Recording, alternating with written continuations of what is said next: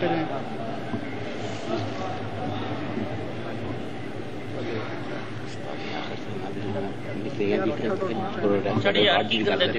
Set دو. نحمده ونصلي ونسلم على رسوله الكريم اما بعد فاعوذ بالله من الشيطان الرجيم بسم الله الرحمن الرحيم هو الذي ارسل رسوله بالهدى ودين الحق ليظهره على الدين كله. عن انس رضي الله تعالى عنه قال قال النبي صلى الله عليه وسلم ثلاث من اصل الايمان الكف عمن قال لا اله الا الله لا تكفره بذنب ولا تخرجه من الاسلام بعمل والجهاد مازم مزبعثني الله الى ان يقاتل اخر هذه الامه الدجال لا يقتله جور جائر ولا عدل عادل والايمان بالاقدار. اللهم صل على محمد وعلى آل محمد كما صليت على إبراهيم وعلى آل إبراهيم إنك حميد مجيد. اللهم بارك على محمد وعلى آل محمد كما باركت على إبراهيم وعلى آل إبراهيم إنك حميد مجيد. مجھے آج کی نشست میں عنوان یہ دیا گیا کہ مسئلہ ختم نبوت کے عنوان پر اکابر علماء دیوبند کی خدمات کو آپ حضرات کے سامنے پیش کیا جائے. عقیدہ ختم نبوت پہ بات کرنی آسان ہے، عوام کو گرمانے کی بات کہنی بہت آسان ہے. عوام کو یہ کہنا قربانی دینے کے لیے تمہیں تیار ہو جانا چاہیے، یہ باتیں کہنی بڑی آسان ہیں، مگر میرے اکابر علماء دیوبند نے قربانی کی ابتدا کی ہے.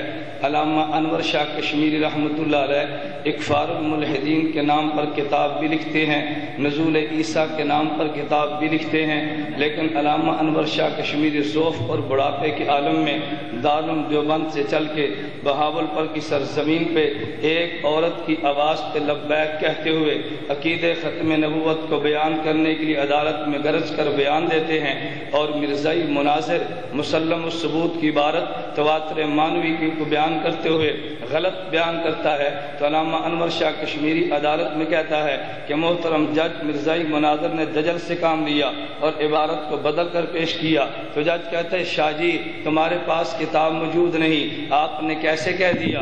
علامہ انور شاہ کشمیری کہتا ہے میں نے آج سے 36 سال قبل اس کتاب کا مطالعہ کیا تھا، اگر بات میری غلط تو میں شکست لکھ دوں گا. حضرت قاضی احسان شجابادی ملتان جیل میں نظر بندی کے ایام کاٹ رہے ہیں، ادھر والد گرامی کا جنازہ اٹھا. انگریز کہتا ہے معافی مانگ لو، پیرول پہ رہا کر دیا جائے گا. احسان احمد شجابادی کہتا ہے والد کے جنازے میں شرکت نہ کرنا مجھے گوارا ہے، مگر پیغمبر کی خاطر جیل سے نکل جاؤں مجھے گوارا نہیں ہے.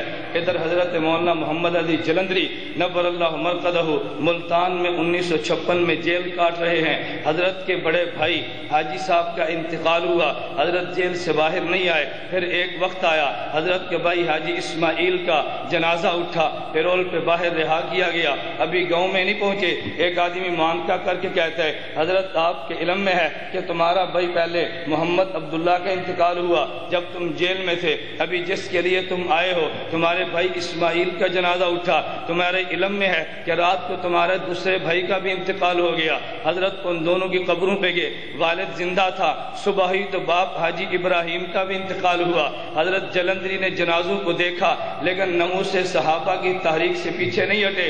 حضرت مولانا غلام غوث ہزاروی نبر اللہ مرقدہ جب انگریز مناظر مرزائی مناظر اللہ دیتا یمان سیرے کے علاقے میں گیا تو غلام غوث ہزاروی میدان میں نکلا. ادھر بیوی نے کہا تمہارا اکلوتا بیٹا زین العابدین تڑپ رہا ہے، اگر تم مناظرے میں گئے تمہارا بیٹا ممکن ہے وفات پا جائے. تو حضرت ہزاروی نے جواب دیا پر میں بیٹے کو تڑپتا برداشت کر سکتا ہوں مگر روزے میں پیغمبر کو تڑپتا برداشت نہیں کر سکتا.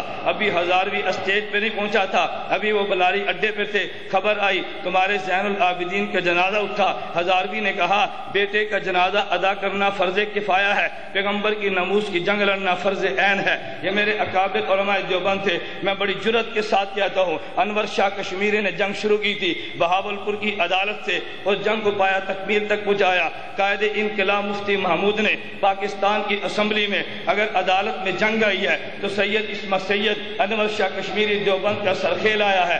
اگر اسمبلی میں جنگ آئی ہے تو مفتی محمود دیوبندی آیا ہے. اگر ساؤتھ افریقہ میں عدالت میں جنگ آئی ہے شیخ الاسلام مولانا تقی عثمانی گیا ہے، حضرت مولانا محمد امین اکاڑوی گیا ہے، حضرت علامہ خالد محمود گیا ہے، حضرت مولانا منظور احمد چنیوٹی گئے ہیں۔ اگر ربے کے نام بدلنے کی بات آئی ہے، جناب نگر کا بدل کے نام رکھا گیا مولانا منظور احمد چنیوٹی نے۔ میں یہ بات بڑی جرأت اور دعوے کے ساتھ کہتا ہوں، اگر مناظرے کا میدان مرزائیت نے سجایا ہے تو مقابلہ کیے فاتح قادیان مولانا حیات نے، یہ دیوبندی تھا۔ اگر میدان مناظرہ سجا ہے تو مقابلہ کرنے والا مولانا لال حسین اختر تھا جو دیوبندی تھا۔ اگر مرزائیت نے تحریری میدان میں نکلے ہیں تو مقابلہ کرنے والا انور شاہ کشمیری دیوبندی تھا۔ اگر یورپ میں جنگ لڑی ہے تو مقابلے کے لیے جانے والا یوسف بن نوری دیوبندی تھا۔ اگر برطانیہ میں جنگ لڑی ہے تو وہاں پہ جنگ لڑنے والا خواجہ خان محمد دیوبندی تھا۔ پھر مجھے کہنے دیجیے، انگریز کو نبی بنایا گیا، جہاد کو ختم کرنے کے لیے جہاد کے علم کو بلند کرنے والا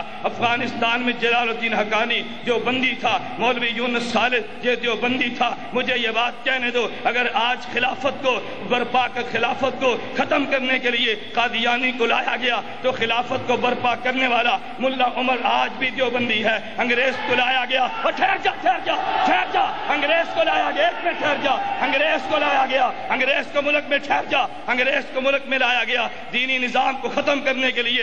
اس ملک میں وفاق المدارس کے نام پہ دینی تعلیم کو سر بلند کرنے والا مولانا سلیم اللہ خان دیوبندی ہے۔ اگر مساجد کو مٹانے کے لیے یہاں پہ انگریز قادیانی کو کھڑا کیا گیا، لال مسجد پہ قربانی دینے والا غازی عبدالرشید دیوبندی ہے۔ اگر ناموس صحابہ کو مٹانے کے لیے ٹھہر جا، اگر ناموس صحابہ کو مٹانے کے لیے انگریز کو اپنے پودے کھڑے کرنے پہلے ناموس صحابہ کی جنگ لڑنے والا عبدالستار توسوی دیوبندی ہے، امیر عظیمت مولانا حق نواز دیوبندی ہے۔ میں کہنا یہ چاہتا ہوں، ہر محاذ پہ علماء دیوبند نے جنگ لڑی ہے، پرویز مشرف بھی سنے، اس کی ذریت بھی سنے، بش بھی سنے، ہم نے ہر محاذ پہ جنگ لڑی ہے۔ اگر تم نے جنگ چھیڑی، ہم تمہیں اپنے اکابر علماء دیوبند کے نقش قدم پہ چلتے ہوئے جنگ لڑنے کا حق ادا کر دیں گے۔ اگر اس سرزمین پہ تم نے انگریز کے پودے کو 100 سالہ جشن منانے کی اجازت دی تو میرے اللہ نے چاہا اور جشن کو تہس نہس کر دیا جائے گا۔ اگر تم نے اجازت دی تمہاری حکومت میں نیک ٹھوک دیے جائیں گے۔ اگر تم نے اجازت دی